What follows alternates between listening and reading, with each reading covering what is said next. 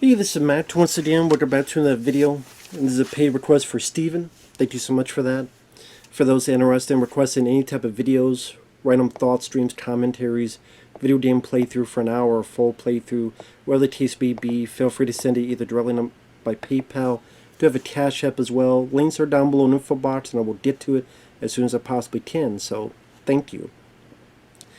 But he actually requested 3 films, and one of them is But I'm a Cheerleader from 1999, which I know he wasn't a fan of. And I don't blame him, because I wasn't a fan of this either. And if you wonder why there's so much outside noise, it's because it's so damn hot, so I got the fans on. It's just how it is. It's too damn hot here in Texas. But, yeah, this film I didn't give a rat's ass about, honestly, watching it.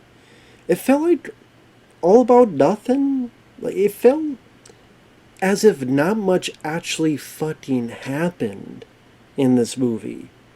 And the movie, I thought, was just trying too hard to be funny.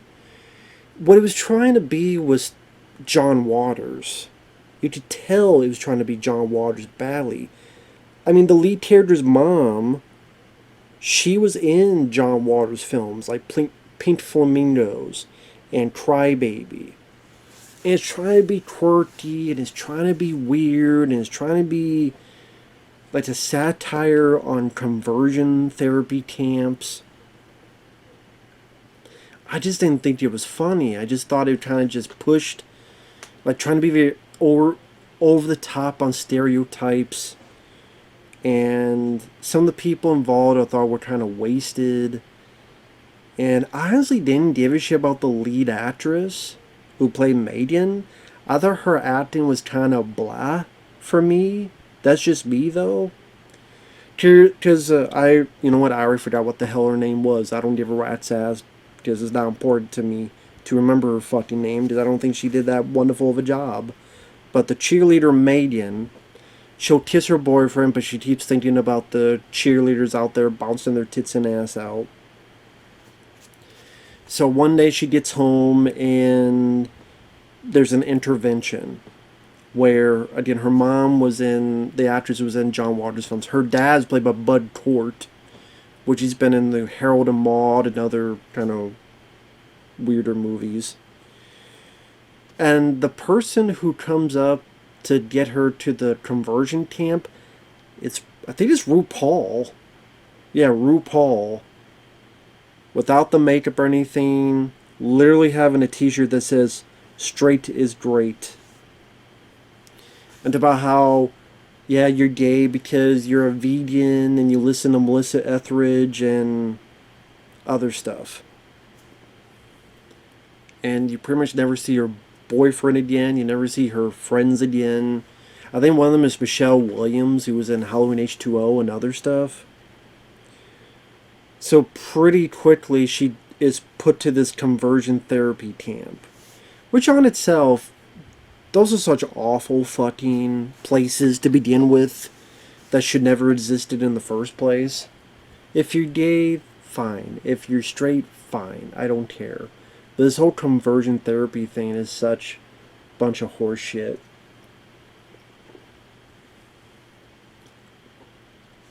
So it's hard to begin with to make that stuff kind of funny, because I think people who hear about that will think of them as such awful places. You say, well, yeah, they're awful places, so you make fun of it. But it just, when she gets there and meets the people there, they act very, well, most of them, especially the guy portion, most of them act very like limp-wristed, and oh my god, and I can't chop wood, and the chopping wood, they go, oh my god, I can't chop wood. Like that's what they're acting. Except Dante Basco, Rufio from Hook. He was in The Perfect Weapon. What about Dick Tracy? If you've seen Just Beam's The Perfect Weapon, you know what I'm talking about. He was also in,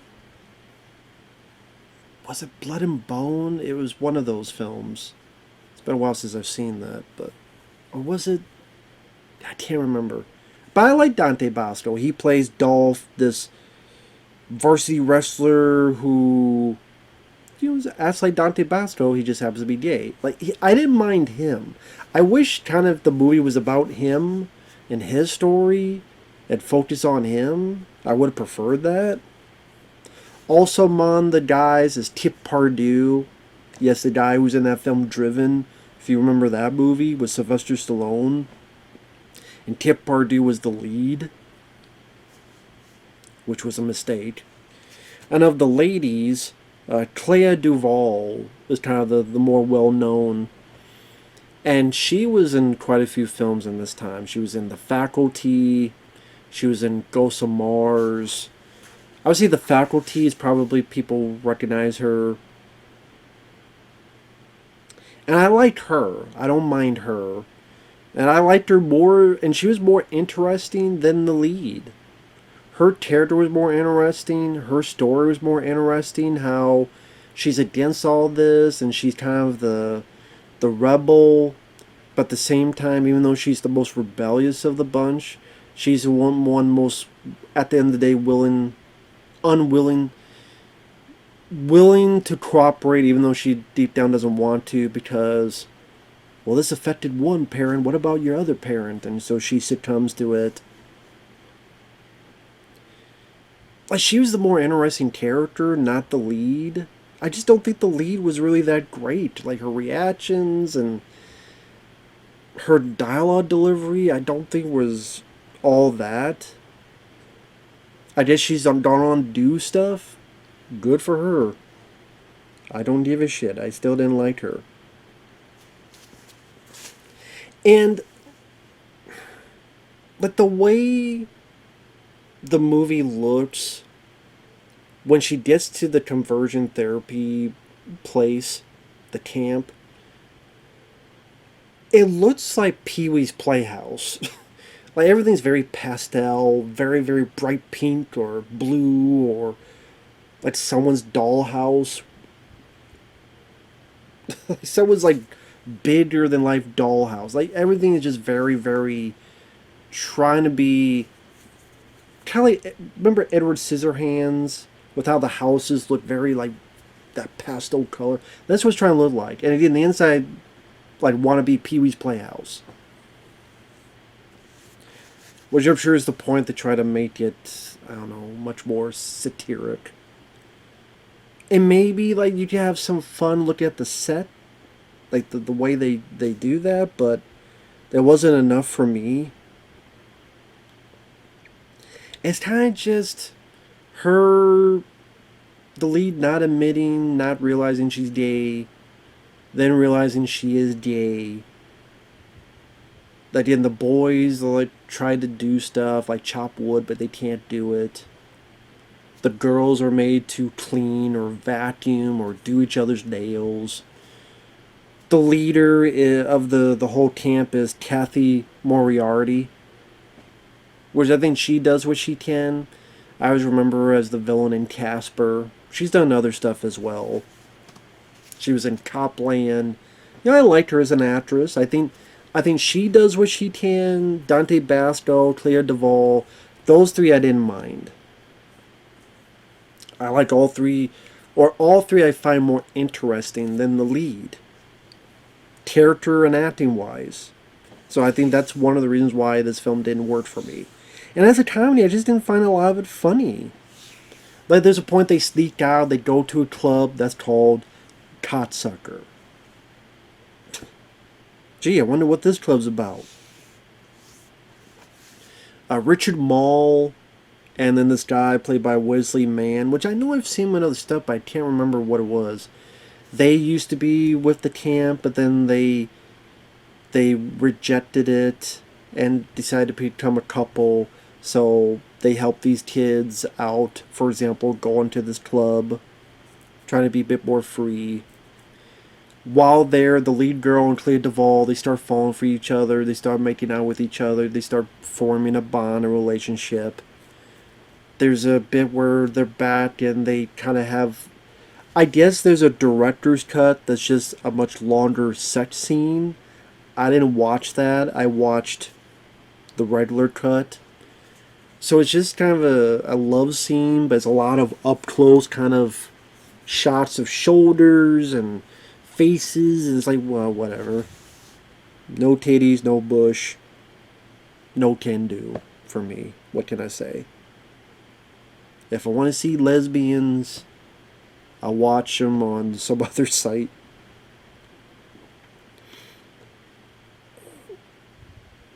Cathy Moriarty and RuPaul, they find out what happened. They force the people to go to Richard Mall and his partner's place and picket signs and say insults to them. At one point, Dante Basco is seen kissing a guy, and Megan freaked out. And because of that, Dante Basco gets evicted. I'm like, oh, thank you, Megan, and fuck you, Megan, because one of the few people I didn't mind you casted out of the movie, because you're a fucking idiot. So it made me like the character even less. Her behavior on that, her reaction on that, which felt very over the top, in my opinion. Because if I turn around and I see two guys kissing, I'd be like, okay, you do you, and walk away. I would be, like this fucking lady did. Oh, but she's a character playing with the Christian values. Well, whatever. I still found her unlikable.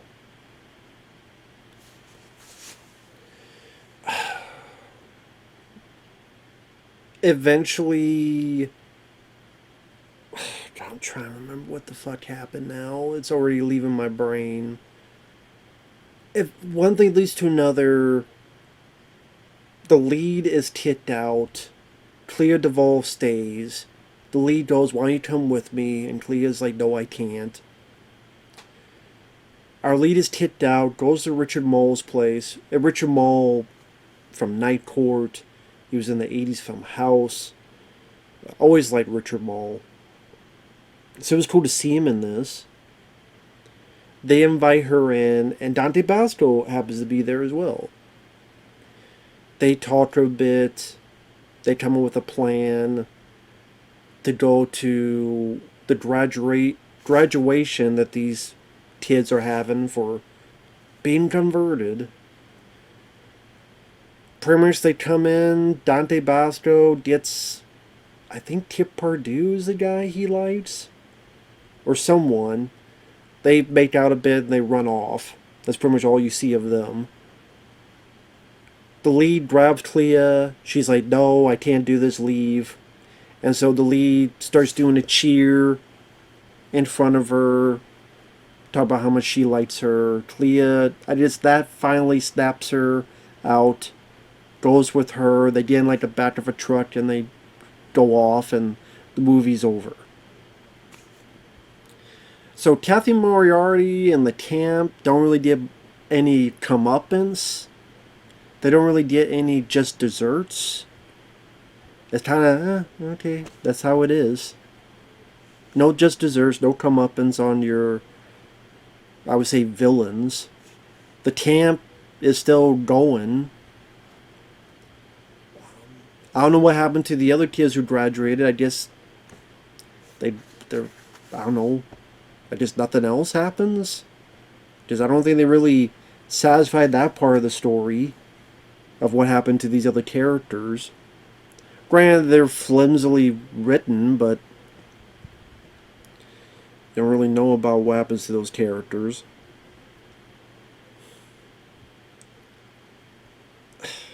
I just kind of watch this going, I guess this film has a cult following. I don't know why. Is it because I'm straight? I don't know. I'm asking a sincere question.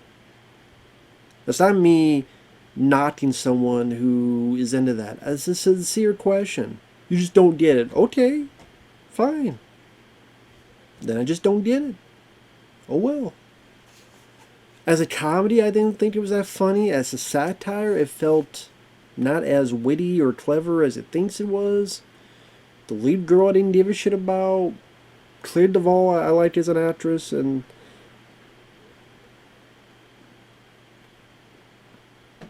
I don't know why. Some bits of it remind me of like Girl Interrupted, or what was the other fucking film?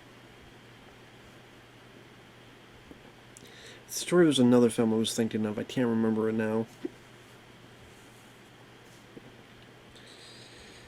I mean, other than the look of the housing being very, very quirky with like the way people are dressed and the color scheme and you know, Pee Wee's Playhouse blue, you know, the colors exploded. It's just, again, it didn't feel like much happened. I was rather bored for a good chunk of this movie. I didn't think it was that funny. So, take that for what you will. Shit's for the birds. Cool to see Dante Basco. I like that guy. Rufio! But yeah. Take that for what you will. Thanks for watching. We'll see you guys later. Bye-bye for now.